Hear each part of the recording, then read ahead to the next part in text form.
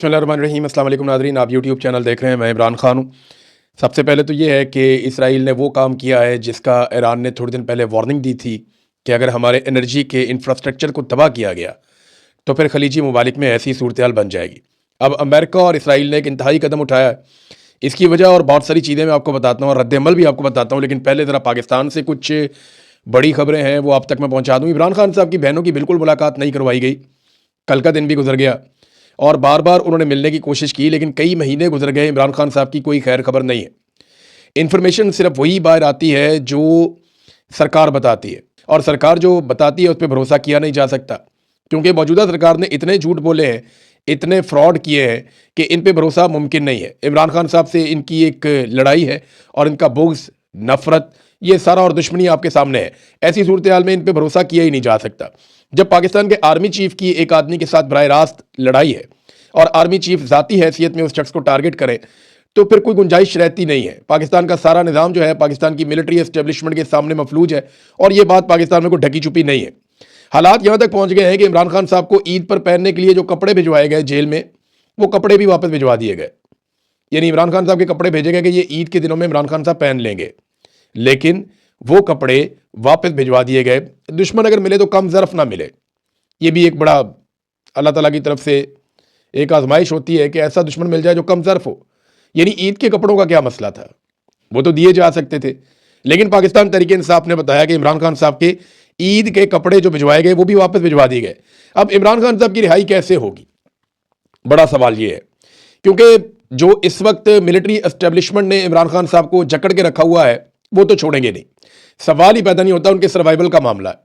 उन्हें यह पता है कि अगर ये इमरान खान हमारे हाथ से निकल गया और इस तरह बाहर चला गया तो उसके बाद फिर हर दिन हम नीचे जाएंगे और हमारी शिकस्त का ऐलान हो जाएगा। वैसे तो ये अवाम में हार चुके हैं, लेकिन ये शिकस्त का ऐलान नहीं कर रहे। इमरान खान साहब तो डील करते नहीं, तो डील करके तो वो बाहर आएंगे नहीं, और पाकिस्तान तहरीक इंसाफ एहतजाज करती नहीं है, क्योंकि एहतजाज के बगैर फिर कोई रास्ता निकलेगा नहीं। लेकिन अब पाकिस्तान तहरीक इंसाफ ने एक एहतजाजी तहरीक खड़ी करने का इसलिए भी फैसला किया कि वो कहते हैं जी हमें दीवार के साथ लगाया जा रहा है। हमने पूरी कोशिश की है। सलमान अकरम राजा साहब बैठे हुए थे, जुनैद अकबर साहब थे, शाहिद खटक थे, बाकी अयाज साहब थे और कुछ और लोग थे। तो इन्होंने एक प्रेस कॉन्फ्रेंस की है और पार्टी की काफ़ी मुशावरत के बाद इन्होंने ये प्रेस कॉन्फ्रेंस की है। अब वो कह रहे हैं कि इमरान खान रिहाई मूवमेंट ईद के बाद हम शुरू करने जा रहे हैं। अव्वल तो ये ने बहुत पहले करना चाहिए था, जब ये मुख्तलिफ जगहों पर रैलियाँ निकाल रहे थे। मैं तभी कह रहा था कि ये ग्राउंड पर कोई काम नहीं हो रहा, ये सिर्फ एक मोमेंटम बन रहा है, अच्छे विजुअल्स बन रहे हैं, लेकिन इसका कोई ताल्लुक किसी तहरीक के साथ नहीं है। जो स्ट्रीट मूवमेंट है, वो जो इमरान खान साहब ने आज से कई महीने पहले कहा था, उसकी अलिफ बे भी अभी तक शुरू नहीं हुई, और अब ईद के बाद स्ट्रीट मूवमेंट का पहला कदम उठाया जाएगा। इससे पहले जो कुछ भी हुआ वो स्ट्रीट मूवमेंट नहीं थी, वो वैसे ही एक मूवमेंट थी, लेकिन जो स्ट्रीट मूवमेंट होती है उसके लिए पहला कदम ईद के बाद उठाया जाएगा। उसमें वो ये कह रहे हैं कि खैबर पख्तूनख्वा की विलेज काउंसिल तक 272 कैंप लगाए जाएंगे। पहले मरहले में 1 लाख नौजवानों को, और फिर उसके बाद बतदरीज 10 लाख नौजवानों को इस टीम का हिस्सा बनाया जाएगा, इन्हें रजिस्टर्ड किया जाएगा। अब आगे ईद आ रही है, ईद पे तमाम कैदियों की मुलाकातें होंगी, बड़ा बंदोबस्त किया जाता है, लेकिन इमरान खान साहब की मुलाकात का कोई इम्कान दिखाई नहीं देता। बैरूनी दुनिया से इमरान खान साहब का राब्ता कुल्ली तौर पर मुनक़ता है, और ये पाकिस्तान का सबसे मकबूल लीडर है। इसकी जमात को अवाम ने 2/3 अक्सरियत दी है। इसकी तमाम सूबों और वफाक के अंदर अवामी नुमाइंदे मौजूद हैं। और देखिए, इनकी अपनी जमात में कुछ लोग ऐसे दिखावा करते हैं इमरान खान साहब की जमात में, जैसे वो इमरान खान पे एहसान कर रहे हैं और इमरान खान डील ना करके ज्यादती कर रहे हैं। इस किस्म का लोग अब तासुर देते हैं। तो आसिम मुनीर साहब का कंट्रोल इस नौयत का है कि अब तसादुम के अलावा कोई और रास्ता बचा नहीं है। पाकिस्तान तहरीक इंसाफ ने बार बार कहा कि हमें दीवार के साथ ना लगाया जाए, लेकिन बात बनी नहीं। अब सुहेल अफरीदी ने एक और कदम उठाया। एक तो ये सुहेल अफरीदी ने इसको लीड करना है। इमरान खान साहब ने सुहेल अफरीदी को कहा था कि आपने स्ट्रीट मूवमेंट की तैयारी करनी है। अब वो तैयारी शुरू होने वाली है, तो ईद के बाद सुहेल अफरीदी को लीड करना पड़ेगा। ये हलफ बर्दारी होगी, नौजवानों को इकट्ठा करेंगे। अगर 10-20 लाख नौजवान इकट्ठे हो जाते और वो इमरान खान को छुड़वाना चाहते हो, मसला ही कोई नहीं है, ये फिर बाकी कौम भी निकल आएगी। मैं जानता हूं ना, ये कौम इंतजार कर रही है एक मरतबा नौजवानों के बाहर निकलने का। अगर वाकई नौजवान बाहर निकल आते हैं लाखों की तादाद में, और वो ये कहते हैं कि इमरान खान को रिहा किया जाए, क्योंकि देखिए केस तो है ही कोई नहीं, अदालतों ने तो छोड़ना नहीं है जब तक कि मिलिट्री एस्टेब्लिशमेंट छोड़ने ना दे। तो ये तो दबाव मिलिट्री एस्टेब्लिशमेंट पे डालना है नौजवानों ने। जब नौजवान निकल आएंगे ना, ये ऑटोमेटिकली पूरा पाकिस्तान बाहर निकल आएगा, लेकिन नौजवानों को यहां पे पहला कदम उठाना पड़ेगा। अब नाजरीन, अंदर की खबरें लीक की जा रही थी। खैबर पख्तूनख्वा हाउस हो, केपी हाउस हो, कहीं पे भी सीएम हाउस और खैबर पख्तूनख्वा में वहाँ पे अंदर से खबरें लीक की जाती हैं। आपको पता है एजेंसियों के बंदे हर जगह घुसे होते हैं, खास तौर पे ये जो स्पेशल ब्रांच है ये तो काम ही ये करती है। तो सुहेल अफरीदी को इस बात का पता चल गया, उन्होंने पूरी की पूरी स्पेशल ब्रांच की टीम ही फारिग कर दी, निकालो उन्होंने कहा सारों को। और फ्रंटियर के जो रिजर्व पुलिस है इसके 53 नए एहलकार उन्होंने तैनात किए हैं और स्पेशल ब्रांच को फारिग किया है, जो अंदर का डाटा, अंदर की खबरें, सियासी फैसले और ये सारी चीज़ें लीक कर रहे थे। तो सुहेल अफरीदी साहब ने एक अहम कदम उठाने से पहले कि इससे पहले कि लिस्टें बने, रजिस्ट्रेशन हो, नौजवान शामिल हों, सबसे पहले तो इनको फारिग किया जाए, तो उन्हें फारिग कर दिया गया है। नाज़रीन, पाकिस्तान में हालात यहाँ तक पहुँच गए हैं कि आपको मालिक साहब को आप जानते होंगे, प्रोग्राम करते हैं टीवी पे। तो मालिक साहब ये वो शख्सियत हैं जिन्होंने इमरान खान साहब के सामने बैठकर गिरेबान पकड़ने की बात की थी। छोटी मोटी खबर थी, मईशत में थोड़ा उतार चढ़ाव आ रहा था, तो उस वक्त के वजीर आजम का इन्होंने गिरेबान पकड़ने की बात की थी। तो इमरान खान ने बड़ी कुशादा दिली से वो बात सुनी भी और उसका जवाब भी दिया। लेकिन आज वही मालिक जो है वो एक जहाज खरीदे जाने पे उन्होंने 17 सवाल किए, उनका प्रोग्राम ही बंद कर दिया बीच में और उनको धमकियां भी लगा दी, वो प्रोग्राम चला ही नहीं। तो आप अंदाजा करें कि यहां जमहूरियत है या नहीं, और इमरान खान इनसे कितना बेहतर आदमी था ये भी आप अंदाजा कर लें। मरियम नवाज इस मुल्क की, ऐसा लगता है मरियम नवाज और उसका बेटा इस मुल्क की नई मुकद्दस गायियां हैं। यानी इससे पहले बहुत सारी मुकद्दस गायियां हमने देखी हैं, अदलिया में बहुत सारी मुकद्दस गायियां आकर बैठ जाती हैं, पाकिस्तान के जर्नैल जो हैं वो मुकद्दस गायियां बन जाते हैं। अब मरियम नवाज और उसका बेटा भी मुकद्दस गाय है पाकिस्तान में, ये एक नई मुकद्दस गाय है, इनका भी जो है वो एहतराम किया जाए, इनके तकद्दुस का ख्याल रखा जाए, इनसे सवाल ना किया जाए। देखिए सवाल तो छोटा सा है ना कि जहाज लिया क्यों और जहाज लिया कैसे, तरीकाकार बता दें। फिर ये किसके नाम पे है, फिर ये जहाज का इस्तेमाल कौन कर रहा है, ये यूरोप कौन लेकर गया, फिर किसको उजलत पे वापस बुलाया गया, एक कहानी क्या है। छोटे छोटे सवाल हैं, पूरा सोशल मीडिया पूछ रहा है, पूरा पाकिस्तान पूछ रहा है। इन सवालों के जवाब देने की बजाय प्रोग्रामों की बंदिश, बस ये इतना ही कर सकते हैं, इससे ज़्यादा इनकी औकात नहीं है। हालात इनके ये हैं कि वैसे ये जहाज भागने के लिए, मैं आपको बताऊं, ये भागने के काम आएगा। ये जो गैर मुल्की पायलट से इन्होंने भर्ती की है ना, इन्होंने पहली फ्लाइट से निकल जाना है। जैसे ही हसीना वाजिद वाला कोई सिनेरियो पाकिस्तान में होगा, ये सबसे पहले भाग जाएंगे। और गैर मुल्की पायलट इसलिए रखेंगे, पूछने वाला कोई नहीं होगा, उनको लेंगे और निकल जाएंगे। ये दुनिया की वाहिद वज़ीर आला है जिसके पास अयाशी के लिए इतना शानदार और महंगा जहाज है। किसी और वज़ीर आला के पास इतना महंगा और अयाशी वाला जहाज पूरी दुनिया में नहीं है, बल्कि बड़े बड़े अमीर ममालिक के हुक्मरानों के पास ऐसे अयाशी वाले जेट नहीं है प्राइवेट, जैसा इस अयाशी वाली वज़ीर आला के पास अयाशी वाला जहाज है। अब मेरे अस्पताल में एक इकलौती एंजियोग्राफी की मशीन रह गई थी, पहले बाकी खराब हो गई तो एक ही रह गई थी, वो भी नाकारा हो गई। ये जनाब सबसे बड़ा हॉस्पिटल है म्यू हॉस्पिटल, वहां पे एंजियोग्राफी की एक बेसिक मशीन होती है, वो भी नाकारा हो गई। लेकिन जहाज चाहिए। हेल्थ वर्कर हो, एजुकेशन के अंदर काम करने वाले लोग हों, टीचर्स हों, या सुतरा पंजाब के बेचारे वर्कर हों, वो सारे कई महीनों से तनख्वाहों के लिए रो रहे हैं। आम आदमी को, गरीब को तनख्वाह नहीं मिल रही। बेशुमार बच्चे जो है, 1 करोड़ बच्चा है वो स्कूलों से बाहर है पंजाब में, लेकिन 11 अरब रुपए का अयाशी वाला जहाज चाहिए। अब जहाज लेके एंजॉय कर रहे हैं, तो जब तक कौम नहीं पूछती तब तक मौजा ही मौजा। वैसे तो इदारों ने इन्हें मुकद्दस गाय बना दिया है। अब आ जाए नाज़रीन इंटरनेशनल उस खबर की तरफ जिसने अब एक नई सिचुएशन क्रिएट कर दी है। इसराइल ने ईरान के एनर्जी इंफ्रास्ट्रक्चर पे अटैक कर दिया अमेरिका के साथ मिलकर। ये वो हमला है जिस पे ईरान ने खबरदार किया था। डोनाल्ड ट्रंप ने बार बार कहा कि हम जब चाहें पूरे ईरान की बिजली बंद कर सकते हैं, और डोनाल्ड ट्रंप ने यह भी कहा कि हम ये करना नहीं चाहते, क्योंकि हमने ये इंफ्रास्ट्रक्चर तबाह कर दिया तो ईरान को बहुत साल लग जाएंगे वापस अपने पैरों पे खड़ा होने में। डोनाल्ड ट्रंप जो है वो काफ़ी दबाव में है, पूरी दुनिया से उन्हें सपोर्ट नहीं मिल रही। माजी में जितने अमेरिका के इत्तेहादी थे वो हाथ खड़े कर गए कि जनाब हम इस लड़ाई में नहीं आते।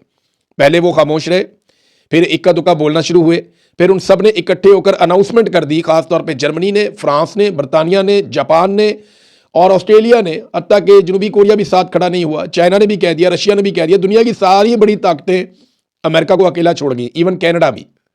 कोई अमेरिका के साथ खड़ा नहीं हुआ, एक आलमी तन्हाई का शिकार हुआ अमेरिका। अरबों की नज़र में अमेरिका की इज्जत वैसे ही जा रही है। तो डोनाल्ड ट्रंप की फ्रस्ट्रेशन और गुस्सा बढ़ रहा है। हालात यहां तक पहुंच गए हैं कि व्हाइट हाउस में कशीदगी पैदा हो गई, क्योंकि जो वाइस प्रेसिडेंट है अमेरिका के, जेडी वेंस, वो इस लड़ाई से राजी नहीं है। वो अपने आप को, ये जो इसराइल की लड़ाई है, इससे अपने आप को दूर रखना चाहते हैं। और ये अब दिखाई दे रहा है, उनके एक दो इंटरव्यू में ये बात सामने आई। फिर कुछ लोगों ने जो उनसे रब्ता किया तो वो गुरेज कर रहे हैं। जेडी वेंस अपने आप को दूर रखना चाह रहे हैं, एक डायरेक्टर का इस्तीफा भी आ गया है, कुछ और इस्तीफे भी सुनने में आ रहा है कि अमेरिका में आ सकते हैं। तो अमेरिका की आलमी हमायत में भी कमी हुई है, यानी 79%, लगभग 80% के करीब अमेरिका की जो आलमी सतह पर एक मकबूलियत थी उसमें कमी हुई है। और 2024-25 के मुकाबले में दुनिया में जो सबसे नापसंदीदा मुल्क है, डाटा के मुताबिक, ये CNN ने एक रिपोर्ट जारी की है, वैसे दुनिया में जो सबसे नापसंदीदा मुल्क है वो इसराइल है। और उसके बाद अब इस वक्त दुनिया में जो सबसे नापसंदीदा मुल्क देखा जा रहा है ये ईरान पे अटैक के बाद, वो अमेरिका है। और सारी दुनिया ये समझती है कि अमेरिका ने इसराइल की लड़ाई में हिस्सा लिया और इसराइल ये समझता है कि उसको ये मौका दोबारा नहीं मिलेगा। मैं एक चीज़ आपको बता दूं कि डोनाल्ड ट्रंप के जो मुआखजे के इम्कानात हैं, क्योंकि ट्रंप की बात हो रही है, मैं चलता हूं अभी एनर्जी वाले मामले में, लेकिन ट्रंप के जो मुआखजे की बात हो रही है उसका इम्कान कितना है? 69%, 69% इस बात का इम्कान है कि डोनाल्ड ट्रंप की इंपीचमेंट कर दी जाएगी। ये एक ऐसा प्रोसेस होता है मुआखजा करना या इंपीचमेंट करना जिससे सदर फारिग हो जाता है। सदर के पास इख्तियारात रहते नहीं है, और अगर ये फारिग कर दिया जाए तो फिर नायब सदर आ जाएगा। तो नायब सदर उसके लिए ऐसा लगता है अभी से तैयारी कर रहा है, अपने आप को उन सारे कंट्रोवर्शियल मामला से दूर रख रहा है जिसमें डोनाल्ड ट्रंप ने फंसा दिया है। तो क्या डोनाल्ड ट्रंप के पास वक्त कम रह गया है? ये बहुत इंपॉर्टेंट है अमेरिका और दुनिया भर के लिए। ये एक टर्निंग पॉइंट साबित हो रही है लड़ाई। ये ऐसा लगता है कि वर्ल्ड ऑर्डर तब्दील हो रहा है। अब अमेरिका के पास पीछे हटने का रास्ता भी नहीं है और इसराइल भी इसके अंदर बहुत बुरी तरह फंस गया है। इन्होंने जो अटैक किया है वो पारस गैस फील्ड है जहां पे अटैक किया गया है। ईरान अपनी जरूरत की 80% गैस यहां से हासिल करता है, जबकि 40% बिजली जो पूरे ईरान के अंदर जाती है 40% इलाकों में, वो ईरान की इस इलाके से बनती है, इसी गैस फील्ड से बनती है। और यहां पे अटैक किया गया है इसराइल और अमेरिका की जानिब से। ईरान ने पहले ही कहा था कि अगर उसके तवानाई के इंफ्रास्ट्रक्चर पे अटैक किया गया, और अमेरिका ने कहा था कि 1 घंटा लगेगा ये काम करने में, तो ईरान ने कहा था कि फिर आधा घंटा लगेगा पूरे खलीज की बिजली बंद करने में। अब क्या तवानाई का बहरान पूरे खलीज में पैदा हो जाएगा? क्योंकि यहां मेरे पास एक और भी खबर है। ईरान ने अरब ममालिक की तरफ जाने वाली जेर जमीन जो केबल है, इंटरनेट केबल, उसे काटने का भी इंदिया दिया है, और इसका फैसला ईरान आज रात को करेगा। यह खबर आ चुकी है, ईरान आज रात को यह फैसला करेगा कि क्या वो इंटरनेट केबल काटने जा रहा है या नहीं। क्योंकि ईरान को यह लगता है कि इस इंटरनेट के जरिए से बहुत सारी चीजें मैनेज की जाती हैं और बहुत सारी सहूलत मिलती है अमेरिका को, इसराइल को, कि वो इस रीजन के अंदर इंटरफेरेंस करता है। अगर ये इंटरनेट केबल काट देंगे तो काफी सारी इंफॉर्मेशन मिलना उनको बंद हो जाएगी, उनको बहुत सारी सहूलत मिलना बंद हो जाएगी। अब इसका नुकसान पाकिस्तान और भारत जैसे ममालिक को भी होगा, गो के ईरान को भी हो सकता है। लेकिन ईरान ने अरब ममालिक की इंटरनेट केबल काटने का जो एक इंदिया दिया है, यह भी एक बड़ी इंपॉर्टेंट चीज है। मगर उन्होंने कहा था कि खलीजी ममालिक के ऊपर वो अटैक करेंगे। अब वो करते हैं नहीं करते ये आपको भी पता चल जाएगा, क्योंकि एनर्जी का इंफ्रास्ट्रक्चर ईरान का अब छेड़ दिया गया है जिस पे मना किया था डोनाल्ड ट्रंप ने। और इसराइल ने ये क्यों किया? देखिए, एक बात आप याद रखें कि इसराइल को ये बात समझ आ गई है कि ये वो आखिरी मौका है जिसको हाथ से नहीं जाने देना। इसराइल हर हाल में ईरान की मुकम्मल तबाही चाहता है। उसे ये पता है कि ये मौका हाथ से निकल गया तो दोबारा कभी अमेरिका हाथ नहीं आएगा, क्योंकि अमेरिका में जितनी बेइज्जती मौजूदा हुकूमत की हो गई है, दोबारा कोई हुकूमत इसराइल के कहने के ऊपर इस लड़ाई में नहीं उतरेगी। और जिस तरह दुनिया ने अमेरिका को अकेला कर दिया है, अब ईरान के ऊपर दोबारा अटैक करना अमेरिका को साथ लेकर इसराइल के लिए ख्वाब रह जाएगा। लिहाजा इसराइल ये चाहता है कि ये एक आखिरी मौका है ईरान को तबाह करने का। वो इस मौके को किसी सूरत ज़ाया नहीं करना चाहता, ये उसके सर्वाइवल का मामला है। अगर इसराइल ने एक्सपेंशन करनी है, जो तौसीह करनी है, उनका एक प्लान है कि ग्रेटर इसराइल का, अगर वो सारे काम करने हैं तो ईरान को ख़त्म करना पड़ेगा उन्हें। और अगर वो ये इस मरतबा नहीं कर पाए तो आइंदा नहीं कर पाएंगे। देखें, ईरान अगर एक एटमी कुव्वत बन जाता है फिर तो मामला ही खत्म हो जाएगा, फिर तो ये कभी भी नहीं कर पाएंगे। और अगर अमेरिका इस मरतबा इस लड़ाई से निकल जाता है तो दोबारा इसराइल अमेरिका को इस लड़ाई में नहीं ला पाएगा। नेतन्याहू ने बड़ी कोशिश की है अमेरिका को इस लड़ाई में लाने के लिए। 8 दौरे किए उसने अमेरिका के, किसी हुक्मरान ने इतने दौरे नहीं किए। और जितना उसने डोनाल्ड ट्रंप के साथ टाइम गुजारा, जितना उसने इनके वुज़रा के साथ, लोगों के साथ, टीमों के साथ, और जितनी एंगेजमेंट, जितनी लॉबिंग उन्होंने की है, वो दोबारा कर नहीं पाएंगे। अगर वो इस लड़ाई से इस मरतबा निकल गए तो अमेरिका को और खुद को दोबारा इस लड़ाई में लाने के काबिल नहीं होंगे। इस वजह से वो ये चाहते हैं कि जो होना है वो कर लिया जाए, और इसराइल बड़े से बड़ा नुकसान बर्दाश्त करने के लिए भी तैयार है। अली लारजानी की शहादत के ऊपर बड़ा सख्त रद्द-ए-अमल दिया ईरान ने, बहुत बमबारी की है। और आज रात को खौफनाक बमबारी की जाने की इतलात है कि एक बड़ी लहर जो है वो मिसाइलों की जाएगी इसराइल की जानिब। अब इसराइल की जो है वो मिसाइलों को रोकने की कैपेसिटी भी बहुत कमज़ोर हो गई है, वो नहीं रोक पा रहे जैसे वो पहले रोक लेते थे। तो अब उनके शहरों के अंदर धमाके हो रहे हैं, बहुत ज़्यादा तबाही हो रही है। जो इसराइली शहरी हैं वो ज़हनी दबाव का शिकार हैं, तनाव का शिकार हैं। वो बेचारे ज़हनी मरीज बनते जा रहे हैं बंकर्स के अंदर रह रह के। कई बंकर्स भी तबाह हो गए हैं। और अब इस मरतबा जो ईरान मार रहा है बम, वो पहले से ज़्यादा खौफनाक है और पहले से ज़्यादा ख़तरनाक है। तो रद्दअमल बड़ा शदीद था गुज़िश्ता रात ईरान की जानिब से, और ईरान ने बदला लेने का ऐलान भी किया है।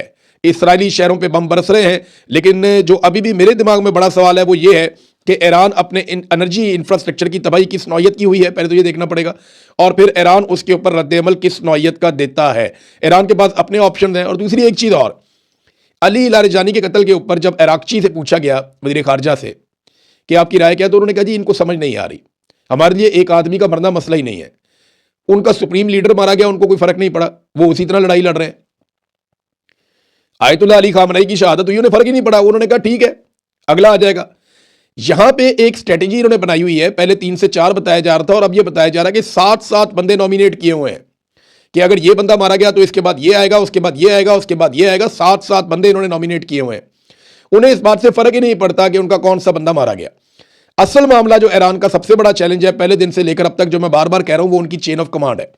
अगर वो अपनी चेन ऑफ कमांड बरकरार रखने में कामयाब रहे, और उन्होंने चंद महीने निकाल लिए, अगर ये लड़ाई चंद महीने तक चली, तो अगर उन्होंने इतना टाइम निकाल लिया तो फिर उसके बाद ईरान के लिए कोई खतरा बाकी नहीं रहेगा। ईरान ये लड़ाई जीतने का ऐलान भी कर सकता है। अमेरिका ने तो 9-10 दफा ऐलान कर दिया, ईरान ने एक मरतबा भी इस किस्म का ऐलान नहीं किया। बहरहाल रशिया बहुत मदद कर रहा है ईरान की, और आज़रबाईजान के रास्ते बहुत सारी इमदाद ईरान को पहुंच रही है, बहुत सारे कंटेनर्स ईरान में दाखिल हो रहे हैं, क्योंकि आज़रबाईजान की सरहद जो है ना वो ईरान के साथ मिलती है, और तुर्की की सरहद भी ईरान के साथ मिलती है। तो आज़रबाईजान के रास्ते, या आज़रबाईजान जो है वो सामान की खेप लगातार ईरान में भिजवा रहा है, और इमदादी सामान ईरान के अंदर जा रहा है। रशिया ने जो मदद की है, अमरीकी अड्डों और असासों की निशानदेही की है, उनकी मालूमात दी है, उनकी इंटेलिजेंस शेयरिंग की है, सैटेलाइट तस्वीर और हमलों में काफ़ी मदद की रशिया ने। और कुछ अमरीकी जो तज्जियाकार हैं वो बरमला कहते हैं कि चाइना ने जो ईरान की मदद की है अब वो कोई सोच भी नहीं सकता। एक चीज़ और मैं आपको बताऊं कि ईरान अब भी पैसे कमा रहा है। कैसे? ईरान ने पूरी दुनिया की तेल की रसद तो बंद की हुई है, लेकिन ईरानी तेल जा रहा है। ईरानी तेल लगातार जो है वो आगे बढ़ रहा है पानियों के अंदर, वो चाइना को भी तेल दे रहा है। जहाँ जहाँ पे और भी ईरान तेल दे सकता है वो अपना तेल फराहम कर रहा है। हत्ता कि जो पाकिस्तान के अंदर ईरानी तेल आता है वो आप सब जानते हैं कैसे आता है, तो वो सिलसिला भी नहीं रुका, बल्कि उसके अंदर ज़्यादा तेज़ी आ गई है। तो अब ये जंग शुरू तो हुई थी ईरान की मुखालफत से, और उस वक्त ईरान के खिलाफ काफ़ी ज़्यादा रद्द-ए-अमल था दुनिया में, लेकिन मुझे ऐसा लगता है कि जब ये जंग ख़त्म होगी तो ईरान को बहुत कुछ मिल जाएगा। गो कि ईरान में बहुत तबाही हुई है, उनका इंफ्रास्ट्रक्चर तबाह हो गया है, उनके बड़े बड़े लीडर जो हैं वो मार दिए गए हैं, लेकिन इसके बावजूद जब ये लड़ाई खत्म होगी तो ईरान के पास काफ़ी मौका होगा, लेकिन तब तक उन्हें अपनी चेन ऑफ कमांड बरकरार रखनी पड़ेगी। अस्सलाम वालेकुम नाजरीन, आज की इस वीडियो में हम बात करेंगे इमरान खान की रिहाई से मुतालिक एक नई और अहम अपडेट के बारे में। नाजरीन, ताज़ा इतलात के मुताबिक अदालत में केस की समाअत के दौरान कुछ अहम पेशरफ्त सामने आई है, जिसके बाद कानूनी माहिरीन का कहना है कि आने वाले दिनों में बड़ा फैसला मुतवक्के हो सकता है। नाजरीन, ज़राए के मुताबिक ज़राए बता रहे हैं कि वकला की जानिब से मजबूत दलाइल पेश किए गए हैं, जिससे रिहाई की उम्मीद मजीद तेज हो गई है। दूसरी जानिब अवाम और पार्टी कारकुनान की जानिब से भी भरपूर रद्द अमल देखने में आ रहा है, और सोशल मीडिया पर इमरान खान की रिहाई के हक में मुहिम मजीद तेज कर दी गई है। अब सबकी नजर अदालत के अगले फैसले पर है, आया वाकई जल्द कोई बड़ी खुशखबरी सामने आएगी या नहीं। नाज़रीन, क्या आप चाहते हैं कि इमरान खान जल्द रिहा हो जाएं? तो अपनी कमेंट्स में राय जरूर दीजिएगा। मिलते हैं नेक्स्ट वीडियो में, तब तक के लिए अल्लाह हाफिज।